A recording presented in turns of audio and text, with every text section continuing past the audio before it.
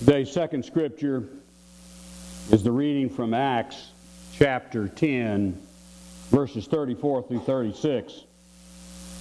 Then Peter began to speak. Now I realize it is true that God does not show favoritism, but accepts from every nation the one who fears him and does what is right. You know the message God sent to the people of Israel, announcing the good news of the peace through Jesus Christ, who is Lord of all. And since Laura has already preached my entire sermon, probably better than I can, in the interest of time, we will just move right through. Great job, Laura. Thank you so much. Very well done. But sometime about mid-January, I was sitting in Perrin's office when he asked me to preach a sermon on racism. Though he doesn't know it, my first reaction to try to figure out a way to get out of there as quickly as I could. But then I began to embrace the idea, and indeed the privilege that it is to preach out and speak out against racism, bigotry, and hate. I want to be able to say something relevant. I think I have a message to bring. And in a few words, it's just that we are all of us, everyday people, everyday M&Ms, green, red. I grew up in the 50s and 60s in Sherman, Texas. And while the things I describe next have changed, we still have a very long way to go. I remember going to the courthouse with my parents. I remember seeing the white-only fountain. The white-only fountain was refrigerated water about chest high with easy access. And the colored drinking fountain was waist high, not refrigerated. Some of you that are old enough can remember that as well. I don't remember it fondly. I remember the segregated schools that were supposed to be equal but were laughably anything but. I remember separate restrooms. It didn't look equal to me. I remember one day my mother pulled up in front of a laundromat in Sherman. The sign on the door said, "Under new management, white only." I remember asking my mother, I said, "What does that mean? Does that mean we can only do our white clothes here?" Mother said, "What that means," as she slipped the car into reverse, "is that we are never coming back here again." And we didn't. Because Mama believed that we were all created equal and that we were all just everyday people. And Mama is always right. Isn't she? Those days are gone. The separate water fountains, separate restrooms. People of color no longer have to sit in the balconies of the Texas Theater. The Texas Theater in Sherman's gone. And it would be easy to think that racism vanished with the Civil Rights Acts of 1964 and 1968. For a while, I think I thought that. And I think it's a tendency for a lot of people to think, oh, that's done. We got the black mayor, we got the black police chief, we got the black sheriff. It's all done. No. But that simply is not true, no matter how much we may wish it to be so. And it may take this old white man right here to make that point clear. Not gone. Racism is not gone, and anyone wishing it was so will not make it so. But it is true that we are all just everyday people, aren't we? The Reverend Martin Luther King came as a modern prophet to call attention to the sin of racism. And he, like many prophets, managed to anger many people on both sides. Many were determined to silence him, and a hateful man did indeed assassinate him in 1968. in Memphis, Tennessee, when my sister was in college there. The King's message of equality, hope, righteousness, peace, justice would not and is not forgotten or silenced. And when black militant groups tried to paint the white race as the evil and the devil, Dr. King would not have any of that either. No, the evil is not the race of anyone, but rather the sin that is upon us all. Dr. King once said, injustice anywhere is a threat to justice everywhere. And he was right. Justice is for all of us because we are all just everyday people, aren't we? Jesus came to liberate us from the chains of sin. And Jesus managed to anger the powers that be in his time. Many were determined to silence him. And yes, he was crucified and died. But his message of redemption, salvation, peace, love, and forgiveness for all lives on and is not forgotten. Nowhere are the chains of sin seen more in the sin of racism, because racism is not a sin of water fountains, schools, restrooms. It is a sin of the heart. And as Amy read to us from the Proverbs reading,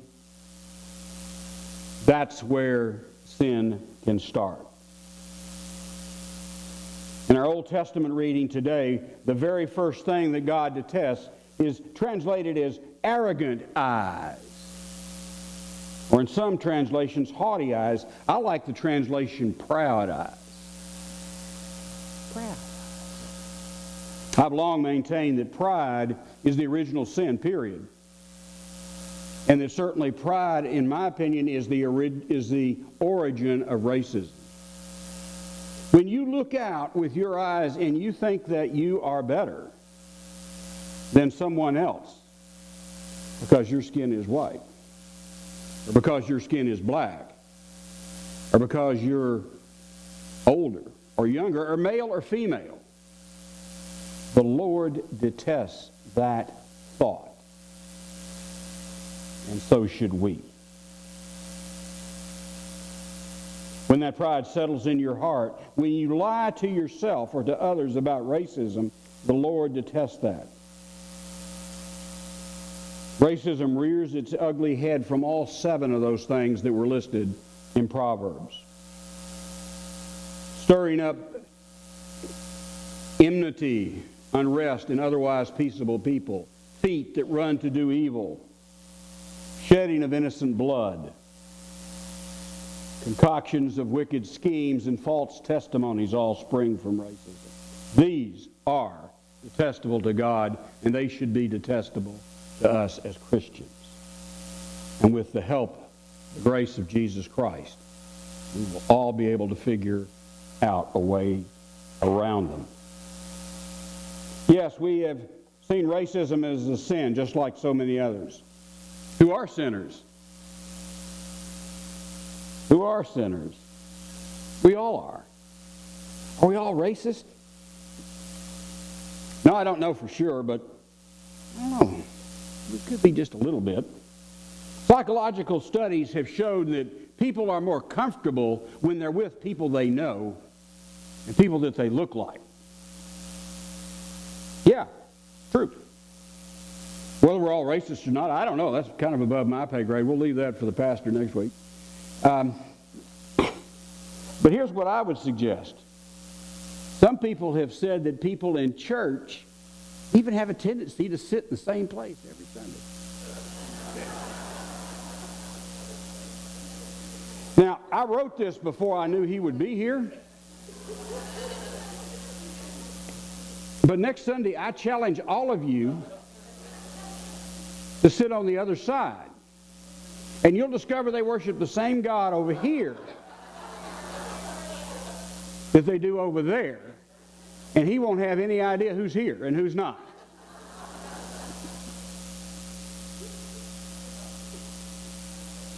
How can we defeat racism if we won't even sit next to somebody we don't even know in our own church? Really? I've spent my adult life taking pictures.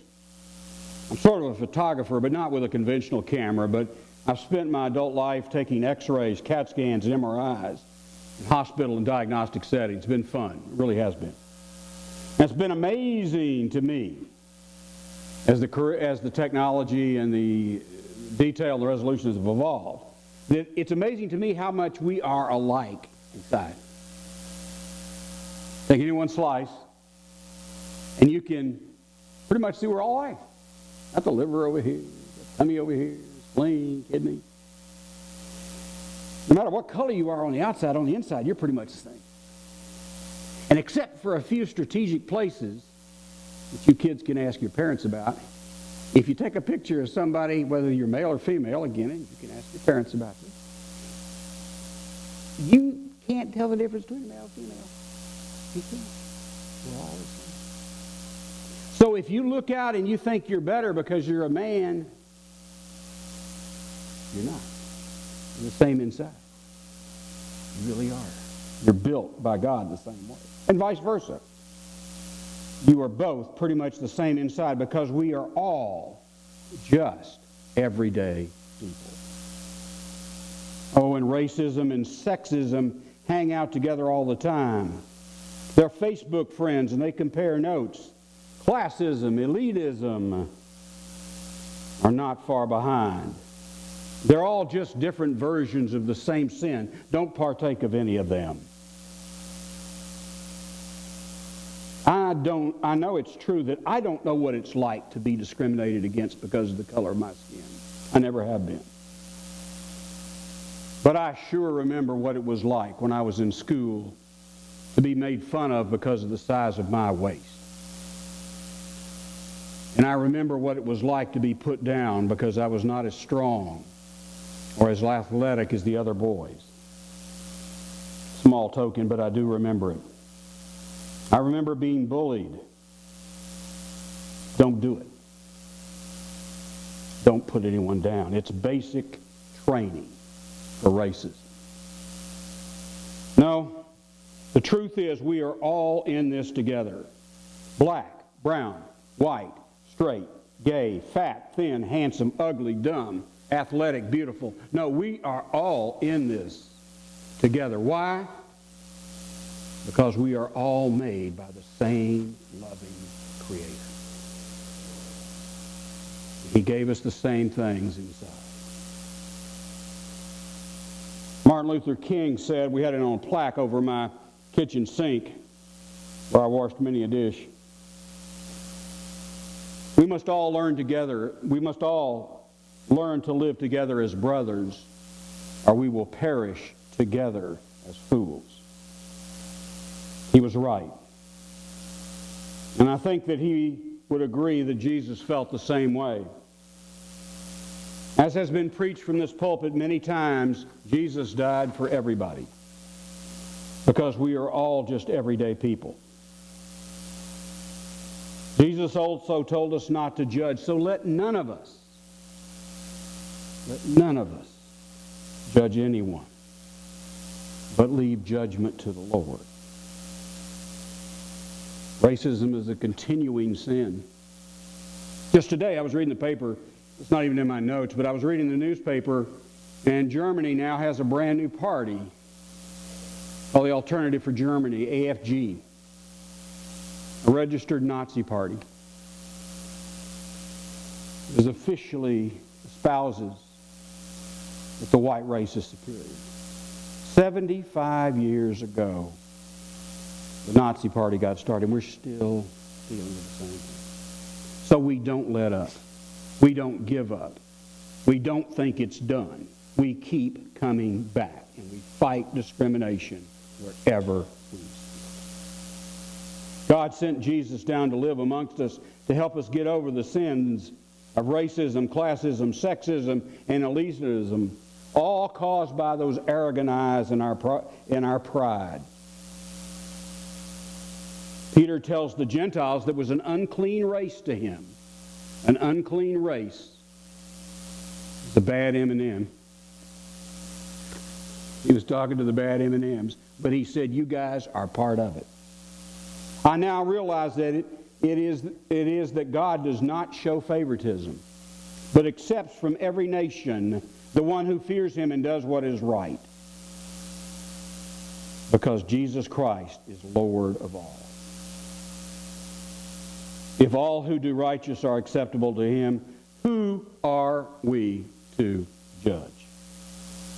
Then let us accept all of them like Jesus did, because we are all just everyday people saved by the grace of an extraordinary Jesus.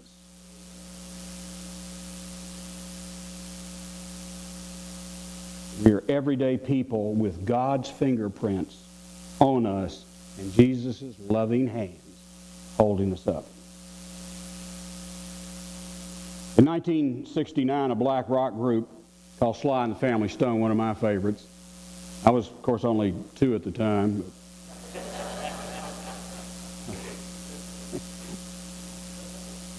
Sly Stewart was actually from Denton, so it's a local group, but they had a hit song called Everyday People. That's where I got the sermon title. And the lyrics went like this. And I asked my wife if I ought to sing this,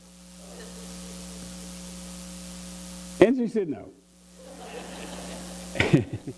But I may break out into song anyway. Sometimes I'm right and I can be wrong. My own beliefs are in my song. The butcher, the baker, the drummer, and then makes no difference what group I'm in. Yeah, some of you know this. I'm everyday people. Yeah. There is the blue one who can't accept the green one for living with a fat one, trying to be a skinny one. And different strokes for different folks. And so on, and so on. And Scooby-Dooby-Doo on. It's popular in the 60s, come on. There is the long hair who doesn't accept the short hair for being such a rich one that will not help the poor one. And different strokes for different folks. There is the yellow one who won't accept the black one, that won't accept the red one, that won't accept the white one. And so on and so on. Let us make a difference. So let us look at each other not with arrogant eyes, but let us practice humility. Let us look and see all persons as children of God. Let your tongue speak words of hope and love. Your hands reach out to help. And your feet carry you wherever God leads you. Galatians 3:28 says, there is no Jew or Greek, slave or free, male or female, for you are all one in Jesus Christ, and you belong to Christ. You are Abraham's seed and heirs to the promise. And the promise, my friends, is heaven. And heaven's going to be a really colorful place. Amen. That's all I've got. God bless y'all.